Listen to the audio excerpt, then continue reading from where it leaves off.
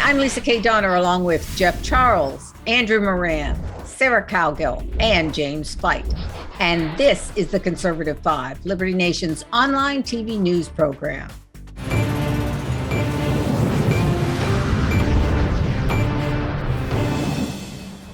Democrats seem to have harassing Republican legislators down to an art form.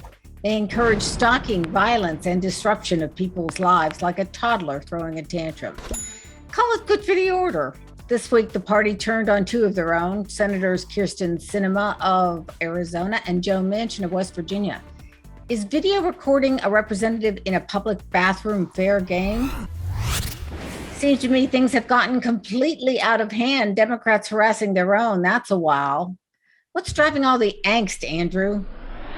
You know, the other day when I heard Joe Biden say that this is part of the process, part of the game, helps me to think that maybe he thinks it's part of the game because he was one following around female colleagues in the Senate in the bathroom. So maybe that's why it's part of the process. But this is unfortunate. This is the unfortunate state of politics today. You can't be a centrist. You can't have a different opinion from the party. If you are, you're cast out, you're criticized, or nowadays you're followed just to go to the John. So that's ridiculous. You have to govern now if you want to belong to the Democratic Party. You have to govern like Chuck Schumer or AOC. I don't know how this happened. I don't know what point in time this whole thing just became, political theater, or not even political theater, a pornographic, ugly political theater going on right now. To echo the great Scott Adams, the Dilbert creator, he said that, America today is like watching two different movies on the same screen. So I think people are doing this inside their cinema or inside their mansion. Very nice. Oh my gosh! I knew he would fit that in. I was actually waiting for one of your impressions, but I can't. I can't do it. And you were worried you weren't going to get any humor in, Andrew. Oh, you got your time. You got your time, Andrew. That was excellent. Excellent. Thank you. All right, who's picking it up from there, Jeff? Oh man, how do you follow that? Here's the thing. I mean, the whole part of the process thing.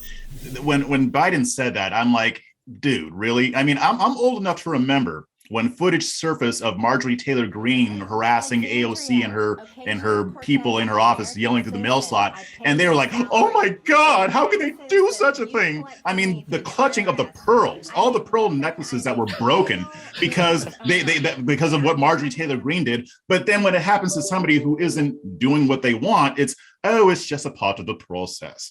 It's absurd, and it shows the kind of mentality that we have in politics. And I'm going to be fair, it isn't just Democrats who do that. People on the right do it too. If somebody kind of bucks the trend, or if they want to, represent their constituents, and it may go against what the party wants, they get pilloried. Now, I will say on the Republican side, you don't have people following people into restrooms and stuff like that.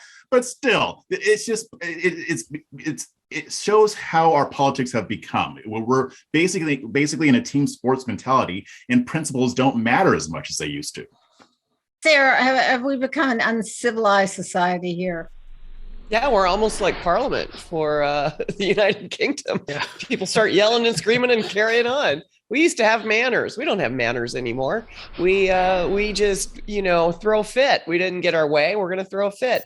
They didn't get their way in 2016. They threw a fit. They wore disgusting hats and made fools of themselves repeatedly. And then in 2020, then everybody's mad because they didn't get their way. It's whether or not you believe that the process was fair in any election, it's done. And you move on from that and you figure out how to get the next guy out of there. And this isn't doing it. This isn't doing anybody any good. It's harassing your own people who are trying to do well for their own constituents. And let's face it, the constituents in West Virginia and in Arizona, they're not boldly blue. So they're walking a fine line and they're trying to make everybody happy. That's their job, to represent their constituents.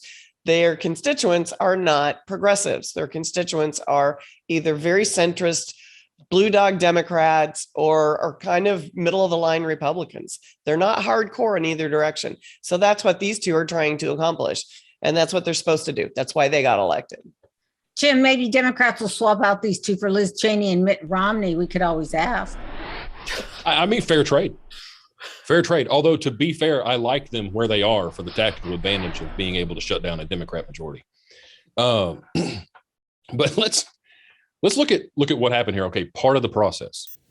Really? if Joe Biden, of course, it would never happen because he's president and he has, constant security detail. But if Joe Biden were the one who was followed into a restroom, public or otherwise, and recorded on video in the restroom as they're being berated in what's supposed to be a private place, regardless of whether it's a public restroom, would he say that that's part of the process? I highly doubt it. But this isn't anything new, really. You look back in modern politics, Trump era, and we see this. You go way back. Fights used to break out in Congress all the time. People challenged each other to duels. Might get a good old caning. Good old fashioned caning. I mean, this isn't new. Yeah, I think it was John Adams who had the attack ads against, or I think it was Thomas Jefferson who had attack ads against John Adams. I think he's saying he's a bald, toothless liar. And then someone was talking about hookers from France. So yeah, this is pretty common. But I think one also important distinction in this whole, this uncivilized behavior is that when there's trillions of dollars on the table, everyone is going to be fighting for a piece of that pie. $5 trillion in all the spending proposals that Biden has. Of course, everyone's going to start harassing other politicians because they want some of that money. They want to put it in their pocket. They want to get something for nothing. Well, and it's not unheard of. Let's face it, with the Pandora Papers, there's a lot of people with a lot of money in a lot of countries, and that does not exclude the United States of America. Well, I had a gut feeling when Sinema appeared at her first State of the Union speech, not dressed in white like the rest of the female Dems, but a flashy fuchsia, she would get herself in trouble down the line. Beware of the progressives, folks.